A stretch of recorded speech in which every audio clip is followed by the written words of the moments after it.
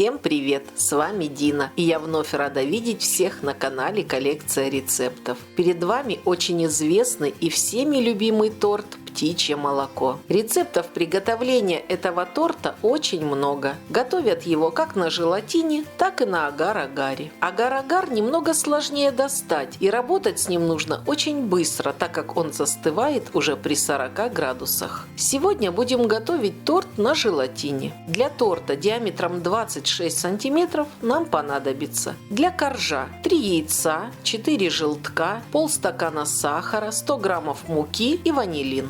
Для суфле 4 белка, 300 граммов сахара, 200 мл воды, 150 граммов сливочного масла, 90 граммов сгущенного молока, 25 граммов желатина, пол чайной ложки лимонной кислоты и ванилин.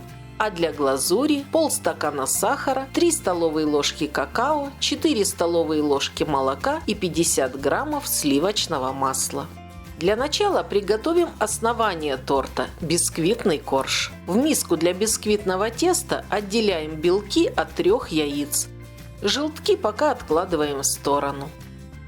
Взбиваем белки в крепкую пену, начиная с малых оборотов. Как только белки хорошо взобьются, не прекращая взбивать, добавляем сахар в несколько приемов и высыпаем ванилин. Взбиваем белки до тех пор, пока не образуются плотные устойчивые пики. Теперь в 2-3 приема добавляем яичные желтки. Заранее я разделила еще 4 яйца на белки и желтки. Из белков приготовим суфле, а желтки используем для бисквита. В общей сложности для бисквита идет 7 желтков. Во взбитую яичную массу добавляем заранее просеянную муку и аккуратными движениями вмешиваем ее лопаткой до состояния однородного теста. Наше бисквитное тесто готово. Для приготовления коржа я использую разъемную форму диаметром 26 см, дно которой застелено пергаментной бумагой, а бока смазаны мягким сливочным маслом. Выливаем тесто в форму, разравниваем его и несколько раз постучим формой об стол. Это делается для того, чтобы бисквит при выпечке получился более равномерный. Устанавливаем форму в заранее разогретую до 200 градусов духовку.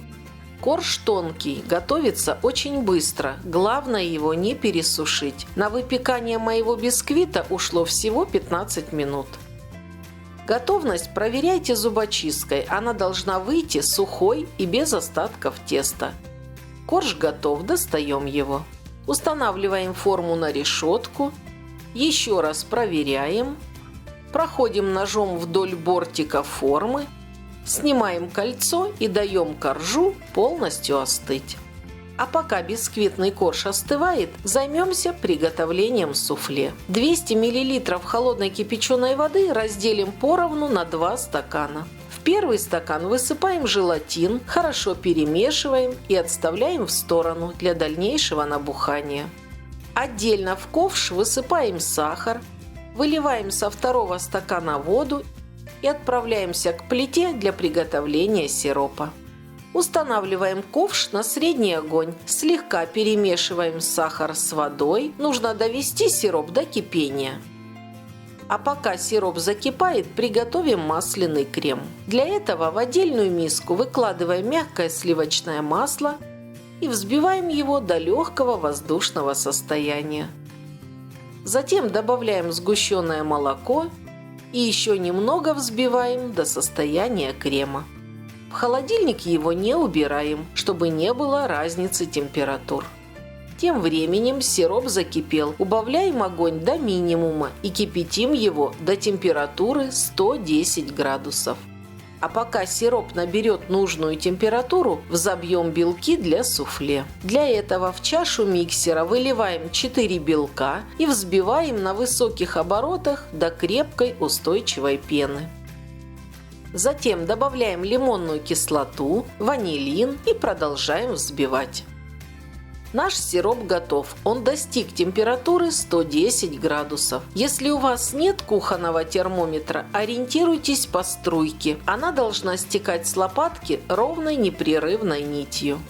Не прекращая взбивать, выливаем горячий сироп тонкой струйкой в чашу миксера. Старайтесь выливать так, чтобы сироп не попадал на венчик.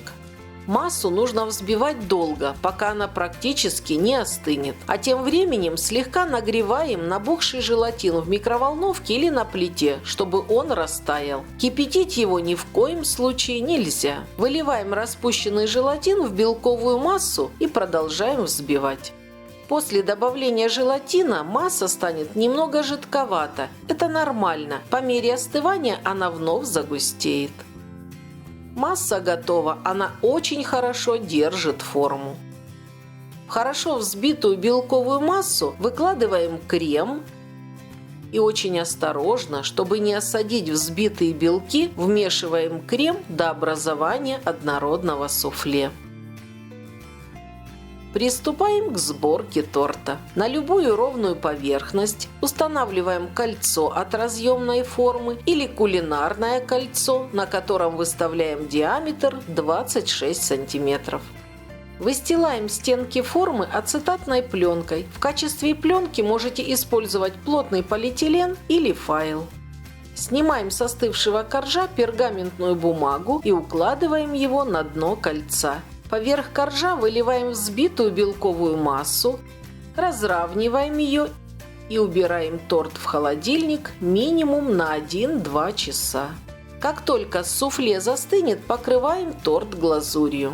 Для ее приготовления устанавливаем ковш на плиту, высыпаем в него сахар, выливаем молоко и добавляем какао-порошок. Все тщательно перемешиваем до однородного состояния. Доводим массу до кипения и кипятим 2-3 минуты, пока она загустеет.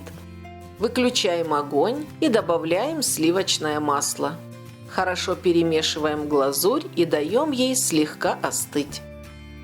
Наносим ее на торт, равномерно распределяя по поверхности. По желанию можете украсить торт фруктами, орехами или узорами из крема.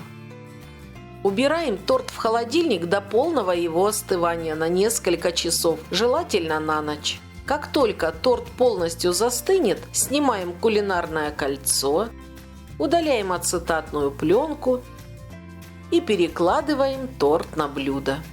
А теперь давайте разрежем и посмотрим, какой он получился. Торт очень мягкий, нежный, но при этом бисквит и суфле отлично держат форму. Вкус у торта в меру сладкий, с приятным сливочным ароматом, с легкой лимонной кислинкой и неповторимой ноткой шоколадной глазури. Желаю всем приятного аппетита! Если вы хотите увидеть и другие рецепты вкусных тортов у меня на канале, ставьте пальчик вверх. Поделитесь этим видео с друзьями и оставьте свой комментарий. Подписывайтесь на мой YouTube канал «Коллекция рецептов» и нажмите на колокольчик, чтобы получать оповещения о выходе новых видео. У меня на канале есть и другие интересные рецепты. Посмотрите их, если еще не видели. Ссылки на экране и в описании. С вами была Дина. До новых встреч, до новых рецептов.